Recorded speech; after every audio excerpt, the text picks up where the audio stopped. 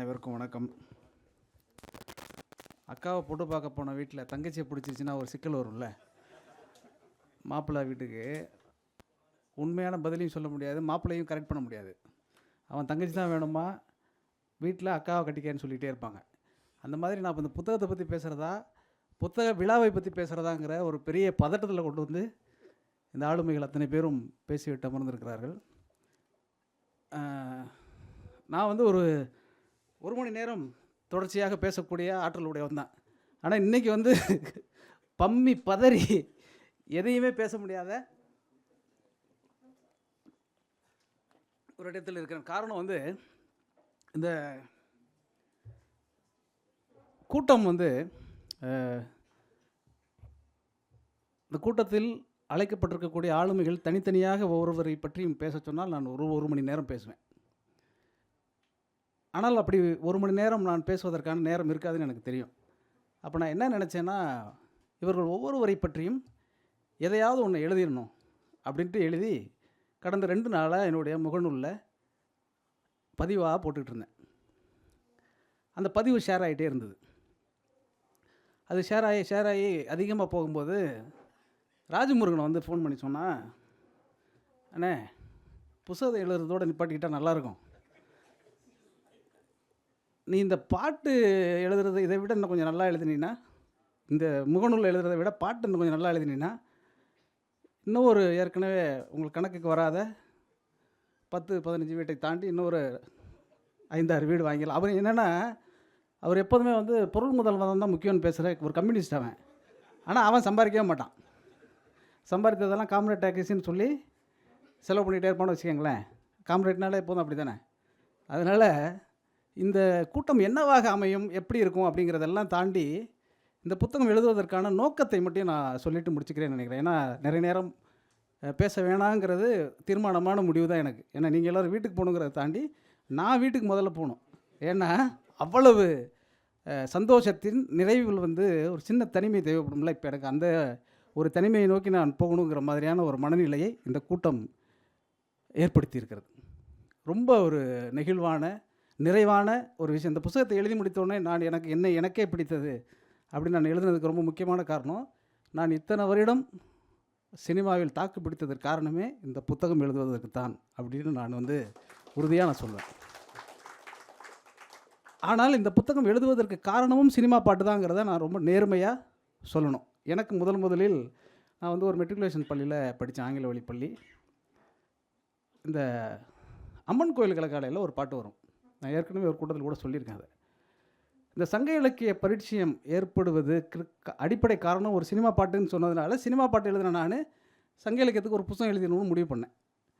அம்மன் கோயில் கலக்காலைன்னு ஒரு படம், பூவை எடுத்து ஒரு மாலை தொடுத்து வச்சிருந்த பாட்டு நீங்கள் கேட்டிருப்பீங்க. அதில் ஒரு வரி வரும், கண்ணாடி வள முன்னாடி விழ என் தேகம் மெலிந்தேனே அப்படின்னு இருந்துச்சு. அப்போ நான் வந்து 7வது படிச்சுட்டு இருந்தேன். எனக்கு அது புரியல அந்த வரி. கண்ணாடி வள முன்னாடி விழ என் தேகம் மெலிந்தேனேன்னொன்னே எங்கள் தமிழ் வார்த்தையிட்ட போய் கேட்டேன், எப்படி தியாகராஜன் குமாரராஜாவுக்கு 4 நல்ல ஆசிரியர்கள் கிடைத்தார்களோ எனக்கு கிடைத்த அத்தனை ஆசிரியர்களும் நல்ல ஆசிரியர்கள். அது ரொம்ப முக்கியமான விஷயம். நான் எல்லோரையும் தனித்தனியாக எழுதணும், பேசணும். அவர் புலவர் நாகேந்திரன் ஐயா, அவர்கிட்ட போய் கேட்டேன், கண்ணாடி வேலை முன்னாடி வேலை என் தேகம் மெலிந்தேனேன்னொன்னே உனக்கு என்ன வயசு அப்படின்னாரு. என்ன கோயட் வேறு, இது மொத்தமாக சொல்ல முடியாது தம்பி, ஸ்டாஃப் ரூமுக்கு வாங்கிட்டார். அவர் அங்கேயே சொல்லியிருந்தால் கூட அது பெரும் பிரச்சனையாக இருக்காது. இப்போ என்னென்னா, நான் கெட்ட வார்த்தை பேசிட்டேன்னு மொத்த கிளாஸும் பேச ஆரம்பிச்சிட்டானுங்க.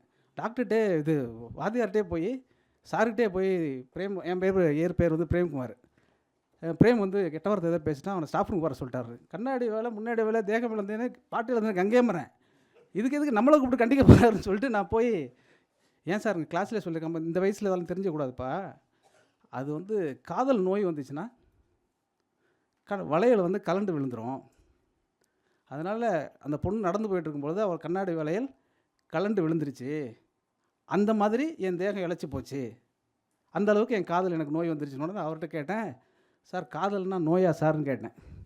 இந்த வயசில் நோய் தாண்டா, அதுக்கு பிறகு அது பெருநோயாக மாறிடும் அப்படின்னு சொல்லிவிட்டு அவர் ஒரு விஷயத்தை எனக்கு செஞ்சார். நீ எப்பெல்லாம் இந்த மாதிரி உனக்கு சந்தேகம் வரக்கூடிய பாட்டு வருதோ அதெல்லாம் எழுதிட்டு வா, அதுக்கு தகுந்த நான் புத்தகத்தை கொடுக்குறேன்னு சொல்லிட்டு அன்றைக்கு பசலை நோய் பற்றி படிக்க ஆரம்பித்தவன். அதற்கு பிறகு தமிழில் வந்திருக்கக்கூடிய அத்தனை சங்க இலக்கிய புத்தகங்களை வாசித்தவன் என்கிற சந்தோஷத்தோடு பெருமிதத்தோடு நான் சொல்ல முடியும். நான் இந்த நூல் வந்து கொடுத்துருக்கக்கூடிய ஒரே ஒரு விஷயம் வந்து, எந்த இடத்துலையுமே சங்கப்பாட்டை வந்து முழுசாகவே சொல்லலை. மரியாதைக்குரிய ஐயா பாலகிருஷ்ணன் அவர்கள் அவருடைய தலையங்கங்களை எல்லாம் வந்து பிழைத்திருத்தியிருக்கிறேன் நான். அதுக்கப்புறம் எல்லாம் முடித்து நன்றாக யோசித்து பாருங்களேன், எவ்வளோ பெரிய வாழ்க்கையில் வந்து ஒரு பெரிய சந்தோஷம் கிடைக்குன்னு. 25 வருஷத்துக்கு முன்னாடி பத்திரிகையில் அவருடைய தலையங்கத்திற்கு எழுத்துப்பிழை ஒற்றுப்பிழை திருத்தி அச்சாக்கி கொண்டு இருந்தவன், என்னுடைய புத்தகத்திற்கு அவர் எழுதி அணிந்துரைக்கும் நானே ஒற்றுப்பிழை நீக்கி தலைப்பிட்டு அந்த புத்தகத்தை அச்சடித்து கொண்ட ஒரு இடம் இருக்குல்ல, அது நான் சினிமாவில் எங்கேயுமே செதறி போயிடலைங்கிறத காட்டுச்சு. எனக்கு ரொம்ப முக்கியமான விஷயமாக நான் திரும்ப திரும்பி கருதுவது, நான் போய்கொண்டே தான் இருக்கிறேன், சினிமா என் கூட வந்து கொண்டே இருந்தது. அதை இருக்கும் அடிப்படையான காரணம் வந்து, ஒரு பாட்டு எழுத கூப்பிட்ட, ஒரே ஒரு பாட்டு எழுத கூப்பிட்டாலும் கூட தியாகராஜன் குமாரராஜா, அதுக்கப்புறம் எனக்கு 12 பாட்டு எனக்கே கொடுத்தாக வேண்டிய கட்டாயத்தை நான் அப்படியே உருவாக்கிடுவேன். அவருடைய நல்ல மனசோ நான் நல்லா எழுதணுங்கிற எனக்கு தெரியாது. அவரை வந்து தனிப்பட்ட முறையில் நான் வந்து இந்த கூட்டத்திற்கு அழைத்ததற்கு ஒரே ஒரு காரணம் தான் இருக்குது. அவர் எனக்கு ரொம்ப நாள் பழக்கம் கிடையாது. பழனியப்பன் வந்து எனக்கு வந்து இயக்குனர் பழனியப்பன் வந்து ஏறக்குறைய எனக்கு 27 வருஷத்துக்கு முன்னாடியிலேருந்து பழக்கம். ஆனால் அந்த 27 வருஷத்துக்கு முன்னாடி நான் என்னுடைய 3வது சினிமா பாட்டை எழுதுகிற போது, சினிமா பாட்டை எப்படி எழுத வேண்டும் என்று எனக்கு கற்றுக் கொடுத்தது பழனியப்பன் தான். இது நான் எல்லா மேடையிலும் சொல்வேன். நான் அதற்கு முன்னாடி எழுதி கொண்டிருந்தவர்களுடைய பாடல்களை நான் கேட்டிருக்கேன். நான் வந்து எல்லாருக்கும் தெரிஞ்சிருக்கும், கடையாளி பத்திரிகையில் வேலை பார்த்துட்டு இருந்தேன். கடையாளி பத்திரிகையில் வேலை பார்த்தாலே இலக்கியத்தில் மிகப்பெரிய ஆளாயிட்டோம்னு நம்பி மோசமான கவிதை எழுத ஆரம்பிச்சிருவோம் இயல்பாகவே. அப்படி தான் நான் இருந்தேன். அவர் உடனே சொன்னார், ஒரு சுச்சுவேஷன்லாம் சொல்லி, காதலிக்கவே முடியாத ஒருத்தன் காதலிக்கிறான், அதை பற்றி பாட்டு எழுதுங்கன்ட்டார். அவர் ரொம்ப எல்லாத்தையும் ஈஸியாக சொல்கிறதா சொல்லி கஷ்டமாக தான் சொல்லுவார். நீங்கள் பார்த்தீங்கல்ல, பேசிகிட்டு இருக்கும்போதே நமக்கெல்லாம் ஈஸியாக இருக்க மாதிரி தெரியும், ஆனால் கஷ்டமாக ஒரு விஷயத்தை சொல்லிடுவார். இப்போ நான் 3 வீடு வச்சுருக்கேன்னா 10 வீடு வச்சுருக்கேனாங்கிற பிரச்சனை இங்கே யாருமே கேட்கல, பேச்சு போகல சொல்கிறது. அதே மாதிரி ஐயா ஆறுமுகத்தமிழன் பேராசிரியர் அவர் பேசிகிட்டே இருக்கும் பொழுது தேவர்கள் எல்லாம் அப்படின்னு ஒரு அர்த்தம் வந்தாச்சு. அவருக்கு டக்குன்னு என்னென்ன ஓபிஎஸ் ஞாபகமோ வேறு ஏதோ ஞாபகம் வந்து, தேவர்கள்னா வானவர்கள். ஏன்னா நாடு வந்து இன்றைக்கி அவ்வளோ பிரச்சனைகள் இருக்குது. இன்றைக்கி தேவர்னரோ, இப்போ கவுண்டர் மணி பேரை கூட நம்ம சொல்கிறதுக்கு சங்கடமாக இருக்குது. மணி நடிக்கிறாரு, ஏன்னா கவுண்டர் மணினா கவுண்டர் அரசியல் போயிட்டுருக்கு. அதனால் இது ரொம்ப வந்து இங்கே இருக்கக்கூடிய ஆளுமைகள் அத்தனை பேர் ரொம்ப மதிக்கக்கூடியவர்கள். அதனால் வந்து இந்த நான் எப்போதுமே புத்தகம் எழுதுறதை விட என்ன நினைப்பேன்னா, இந்த புத்தக விழாவில் அழைக்கக்கூடியவர்கள் இந்த புத்தகத்தை பற்றி பேச வேண்டாம்னு நான் நினைப்பேன். ரொம்ப முக்கியமான காரணம், ஏன்னா புத்தக விழாவே இது வந்து இந்த புத்தகத்தை அறிமுகப்படுத்துவதுக்கு தான். ஏன்னா எனக்கு அடிப்படையில் நான் ஒன்று நினச்சிக்குவேன், எப்போதுமே விற்கிறதுக்கு புத்தகம் எழுதவே கூடாது, விற்கிறதுக்கு பாட்டு தான் எழுதணும், நிற்கிறதுக்கு புத்தகம் எழுதணும். அதனால் நிற்கிறது ரொம்ப முக்கியம். நான் நிற்கிறதுக்கு புத்தகத்தையும் விற்கிறதுக்கு சினிமா பாட்டும் எழுதக்கூடிய மனநிலை உடையவன். அதனால் எந்த பிரச்சனையும் இல்லை. நிறைய வந்து பாலகிருஷ்ணன் ஐயாவுடைய வாழ்வில் இருந்து தனிப்பட்ட முறையில் நிறைய அவரோட எனக்கு நெருக்கமான தொடர்பு இருந்திருக்கிறது. அதெல்லாம் தாண்டி சமீபத்தில் அவர் செய்திருக்கக்கூடிய ஒரு பெரிய சமூக மாற்றம் இருக்குல்ல, அது மாற்றம் தான் சொல்லுவேன், அது கொஞ்சம் பெரிய வார்த்தை தான். அது ரொம்ப ஆச்சரியகரமான மாற்றம். அது ஒரு தனி நபராக அவர் செய்து காட்டியிருக்கிறார். ஏன்னா என் போன்றவர்களுக்கு கூட சங்க இலக்கியத்தை புத்தகம் எழுத வேண்டும் என்கிற ஆசையை, ஆர்வத்தை, தேவையை, கடமையை உணர்த்தியது அவர் தான். எனவே இந்த கூட்டத்திற்கு வந்து அவர் வந்து தலைமையை ஏற்க வேண்டும் என்று நான் ரொம்ப அன்போடு கேட்டேன். மறுக்காமல் அவர் ஒத்துக்கிட்டார். அதுக்கு என்னுடைய நன்றியை, என் வாழ்நாள் நன்றியை சொல்கிறேன். அப்புறம் இந்த புத்தகத்துக்கு எழுதிட்டு, இந்த புத்தகத்தை அச்சிட்டுலாம் பண்ணிவிட்டு ஒருத்தர்கிட்ட கொடுக்கும்பொழுது நான் ரொம்ப பதறி போய் பதட்டமாகி கொடுத்தது வந்து ஐயா புலவர் வேலுசாமி அவர்கள் தான். ஐயா இது பழனியப்பன் அவர்கள் பேசுகிற போது இந்த மேடையில் தமிழ் படித்தவர் அப்படின்னு சொன்னாக்க, பாலகிருஷ்ணன் ஐயாவை விடவும் தமிழ் படித்தவர் புலவர் வேலுசாமி. தமிழ்நாட்டில் நான் மதிக்கக்கூடிய ஒரே தமிழ் அறிஞர் என்றால் வேலுசாமி தான். நான் ரொம்ப வெளிச்சமாகவும் தைரியமாகவும் சொல்கிறேன். என்ன காரணம்னா, அவர் வந்து எல்லா மட்டத்திலும் வாசிக்கக்கூடியவர். எனக்கு வந்து இப்போ தமிழ் அறிஞர்னால் என்ன பண்ணுவாங்க அப்படின்னாக்க, ஏதாவது ஒரு பழந்தமிழ் புத்தகத்தை பற்றி நம்மகிட்ட கொடுப்பாங்க, அதை படிக்க சொல்லுவாங்க. அந்த புத்தகம் வந்து அந்த புத்தகத்தை படிக்க முடியாது, ஏன்னா காலத்தால் கடந்திருக்கிறதுனால கரையான் வாடை வேறு இருக்கும். அதில் படிக்க முடியாது உண்மையிலே. இவர்கிட்ட புத்தகத்தை கொடுத்தீங்கன்னா, ஐயா புத்தகமே படிக்க மாட்டார். பிடிஎஃப் அனுப்புங்கன்னு சொல்லுவார். நான் புத்தகத்தில் படிக்கிறது இல்லையே, தெரியாதா உங்களுக்குன்னு கேட்டார் அன்றைக்கி. ஐயா வேட்டி சட்டை தான் போடுறாரு, பேசுகிறதெல்லாம் சிவஞான போகம் தான் பேசுவார், ஆனால் பிடிஎஃப்பில் தான் படிப்பார். எனக்கு வந்து இது ரொம்ப அவர்கிட்ட வந்து ரொம்ப கவர்ச்சிகரமாக எனக்கு பிடிச்சது. ஐயா எப்படியா சொல்கிறீங்க, எனக்கெல்லாமே படிக்க முடியலையா, கண்ணெல்லாம் உறுத்துற மாதிரி இருக்குது அப்படின்லாம் சொல்லுவேன். இல்லை நீங்கள் கொஞ்சம் படித்து பழகுங்க, அதுக்கப்புறம் நீங்கள் நிறையா படிக்கலான்னு சொன்னார். அதனால் அதை தாண்டி என்னென்னா, இந்த புத்தகத்தை படிச்சுட்டு ஒரு 2 அத்தியாயம் படிச்சுட்டு பேசி வழக்கம் போல் பாராட்டி எல்லாம் சொல்லிவிட்டு ஒரு சின்ன 2 குறிப்பு இருக்குது அப்படின்னாரு. சொல்லுங்கய்யா அப்படின்னு சொன்னேன். ஏதாவது எண்ணுக்கு என்ன மாதிரி இருக்கும், பாட்டு என்ன மாதிரி இருக்கும் அப்படிங்கிற மாதிரி.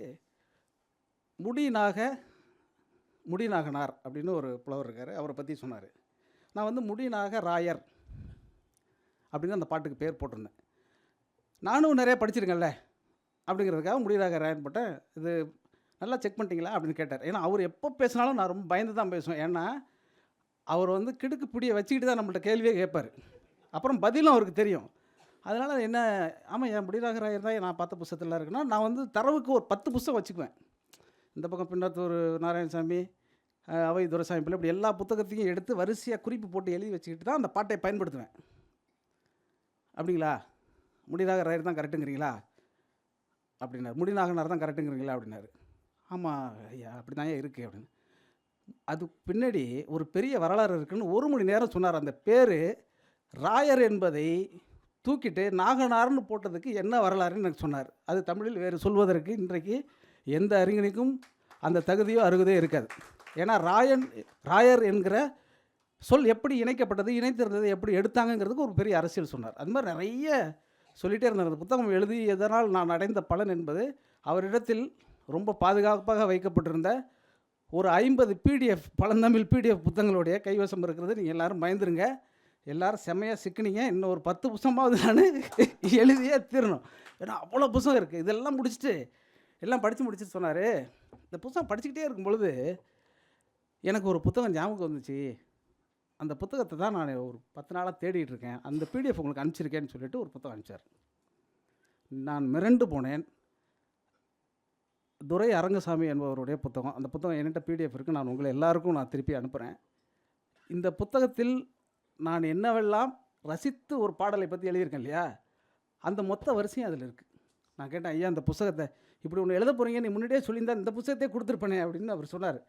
அதில் வந்து என்ன ஒரே ஒரு விஷயமாக இருந்ததுன்னா, சங்க பாடலை அந்த விளக்கம் இருக்குல்ல, அது ரொம்ப ஆச்சரியகரமான நடையில் எழுதப்பட்டிருந்தது. 1956 என்னமோ வந்திருக்கு அந்த புத்தகம். ஒரு ஒரு ஒரு 50 பக்கம் படிச்சுட்டு ஐயாட்ட 2வது நாளே ஃபோன் பண்ணி, ஐயா இந்த புத்தகம் முன்னாடி கிடச்சிருந்தா வேறு மாதிரி எழுதியிருக்கோம் அப்படின்னா. இல்லை நீங்கள் எழுதியிருக்கிறது வேறு மாதிரி இருக்குது, இதை நீங்கள் படிக்காமல் எழுதுனது தான் இதில் உள்ள சிறப்புன்னு சொல்லிவிட்டு அவர் வேறு ஒரு விஷயத்தை சொல்லிவிட்டு சில குறிப்புகளெல்லாம் சொன்னார். அப்படி குறிப்புகளெல்லாம் சொல்லிகிட்டே வரும்பொழுது அந்த புத்தகத்தில் ஒரு ரொம்ப ஆச்சரியமாக இருந்தது. என்னென்னா, இந்த பெயர்கள்லாம் இருக்குல்ல, இப்போ மீனெறி தூண்டிலார், காலெறி கடிகையார், எப்படி பேர்கள் இருக்குல்ல, நம்ம சங்கப்பாடல் அந்த பேர் தெரியல அப்படிங்கிறதுக்காக அந்த பாட்டில் இருக்கக்கூடிய ஒரு வரியை எடுத்து அவங்களுக்கு பேர் வச்சுருப்பாங்க. அணிலாடு முன்றிலார் அப்படின்னு வைக்கிறாங்க. திரும்ப திரும்ப யோசித்து பாருங்கள். நான் சமீபத்தில் ஒரு எழுத்தாளருடைய நேர்காணலை பார்த்தேன். அதில் முட்டாள்தனமாக இருந்த அந்த எழுதாளர், கல்வி புலத்தில் இருக்கிறவர்கள் தமிழுக்கு எதுவுமே செய்யவில்லைங்கிறான். அதை இன்டர்வியூ எடுத்துகிட்டு இருக்கிற ஒரு பேராசிரியர் சிரிச்சுக்கிட்டே உட்காந்துருக்கு.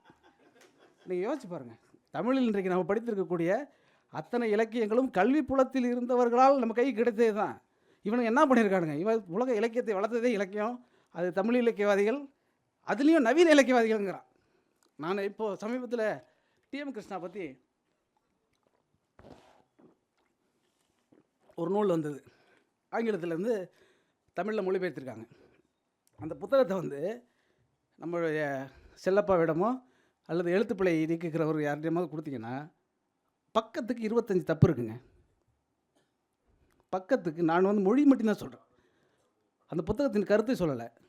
ஒரு எழுத்தை ஒரு பக்கத்திற்கு இன்றைக்கு வரக்கூடிய நவீன இலக்கிய பத்திரிகைகள் என்று சொல்லக்கூடிய பத்திரிகைகளை எடுத்து நீங்கள் வச்சு பார்த்தீங்கன்னா, ஐயா வேலுசாமியிட்டெல்லாம் கொடுத்தீங்கன்னா கிழிச்சி மூஞ்சல் தூக்கி எறிஞ்சிடுவார், ஓடுங்கடான்றார்.